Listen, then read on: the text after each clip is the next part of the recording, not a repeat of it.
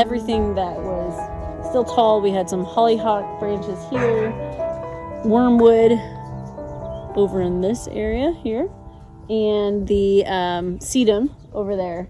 And all of those needed to be cut down and allow the new growth to come out.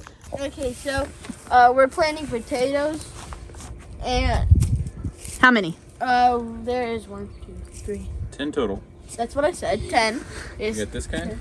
You got seed potato. No, Yukon Gold. You got And Gold Rush. All right, how do we do this?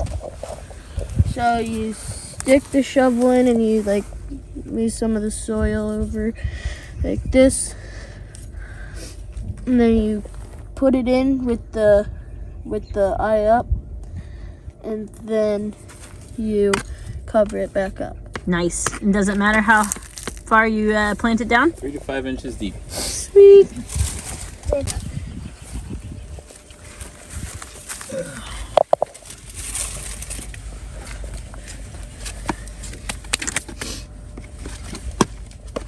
Do that one, Burke. Wait, was this one done? Is there a potato in it? I think there's a potato in here. Unless you already planted. Okay. Hey, someone already planted one here. Okay, so these 3 do not have anything in them. We should have 1 bucket left over. All right, that was quick and easy. So just that one, right? All right. Everyone give me a spuds up. Like a thumbs up. That was terrible. Today, Brad and I are out here de-chickening the garden, like de-gnoming the garden. Anyway, I keep doing these things to my flower beds so you can see that they're trying to Dig up bugs. and so then they end up leaving these little messes everywhere, which is bad because A, this is the thing I literally just mulched, or the bed, and then B, when it's got dirt over there, the weeds are more likely to grow. So the strawberries I just planted, these 2 I already fixed the way they look, but they actually kicked out all the dirt, and I will have to replant these 2 buckets. And I was dumb and didn't label, so I don't know if these are the pink or white flowered strawberries. So Brad and I are putting up some chicken wire, which we should have done a long time ago, but did not. And realized our staple gun doesn't work, so we're going to be zip tying it until future notice.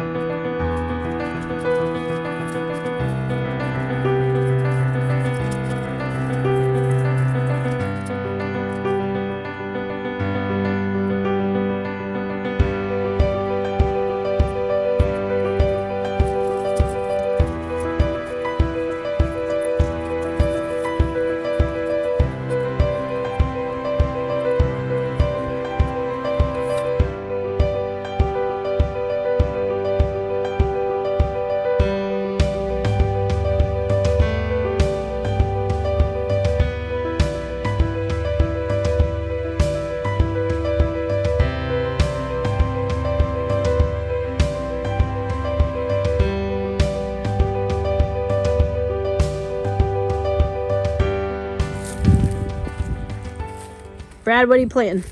Spinach. I don't know if you heard that. Show us the spinach plants. We're having a debate currently. I'm nervous to put these outside, and Brad is not. We're gonna have some cold, hardy vegetable. We're gonna have a 25-degree night. I just thought we could put some in the tunnel in case, but Brad said No.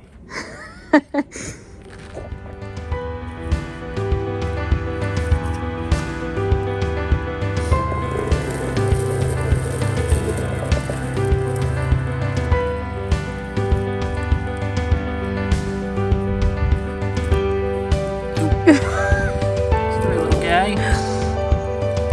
Man down, man down.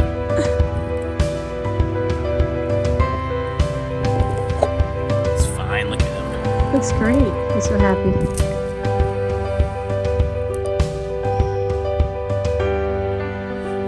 That one might not survive, but we'll try.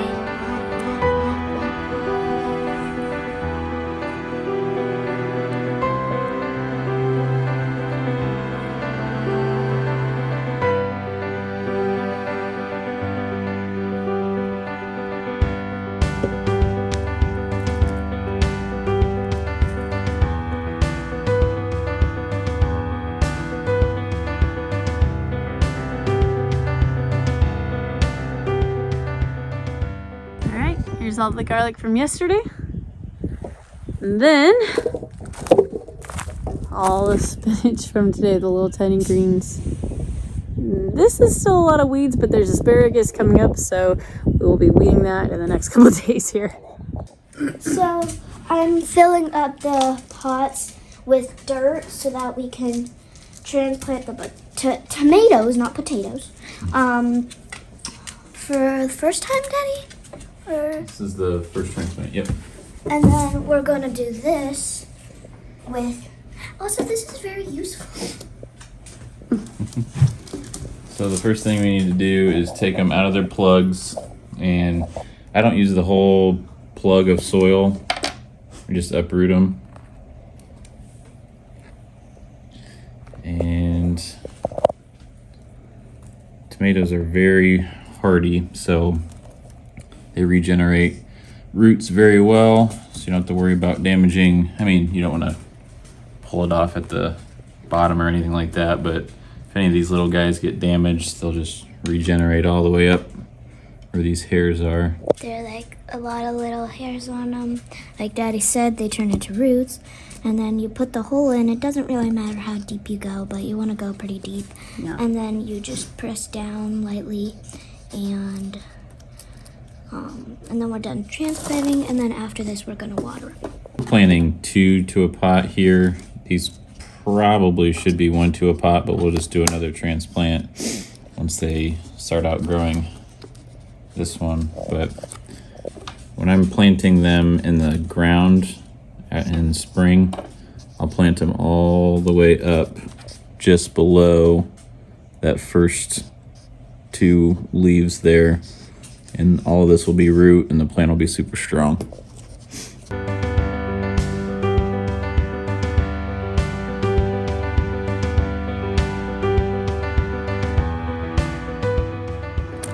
Now we water. I'm glad it was not a tomato plant. Why? I love it.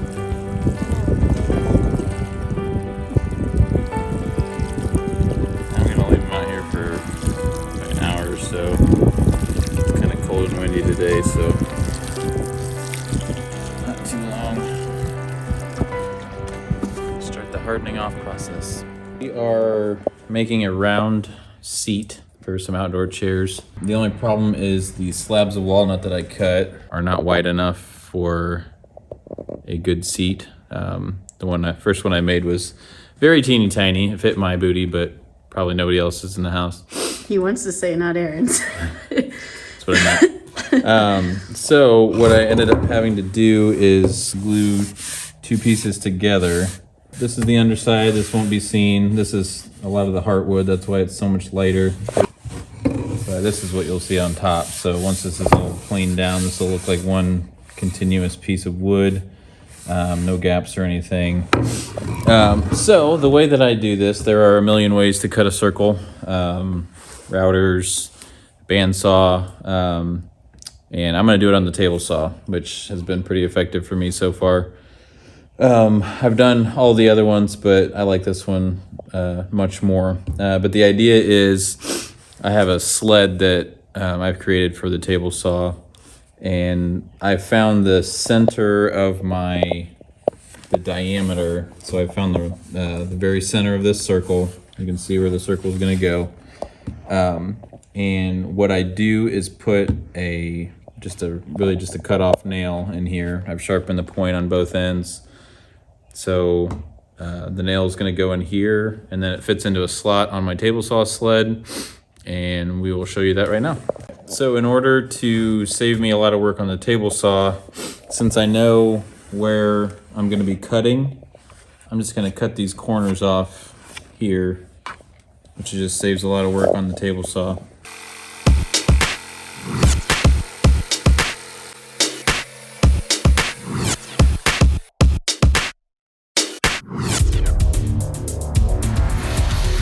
So earlier we saw the hole in the center that I put there. That correlates to this pin. So from my pivot point here to the edge is going to be the radius of my circle, so half of the diameter. So I've already measured that out. This is the same as the other one, so it's gonna be matching. But as you can see, since we cut those corners off, the saw is gonna have a lot less to do. And with something this big, I'm limited by the amount I can rotate it since the sled isn't that big. So now I have my pivot right in the center of where I want my circle to be. And so if you look down here, now wherever I rotate this, the edge of my circle is going to be right at the edge where the saw blade is going to hit. So by the end, I'll have a close enough to perfect circle.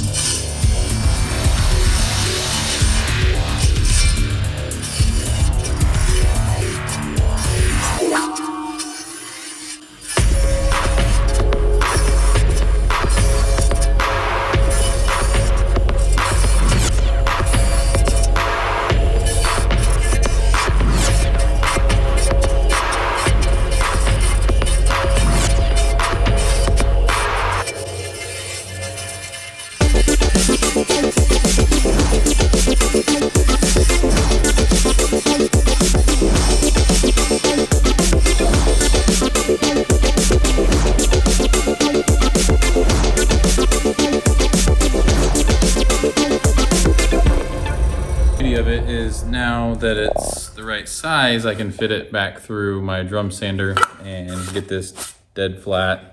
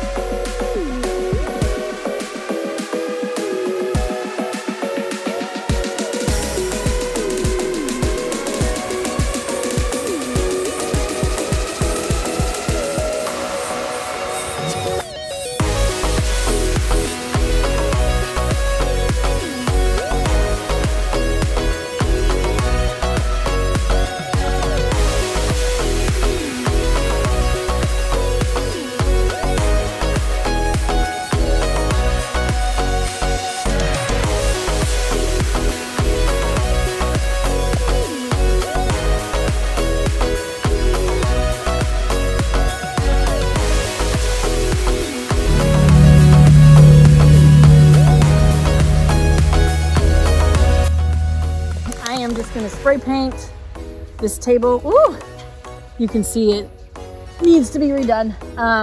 And then Brad made the 2 seats, which you've already seen. So once this is dry, we can go ahead and screw those on and it will be ready for the moon garden, which is right over there.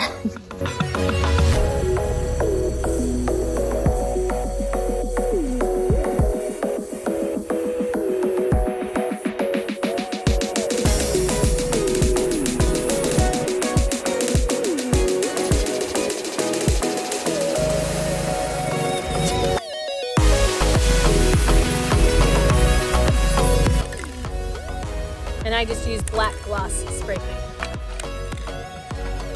Oh, this is bad.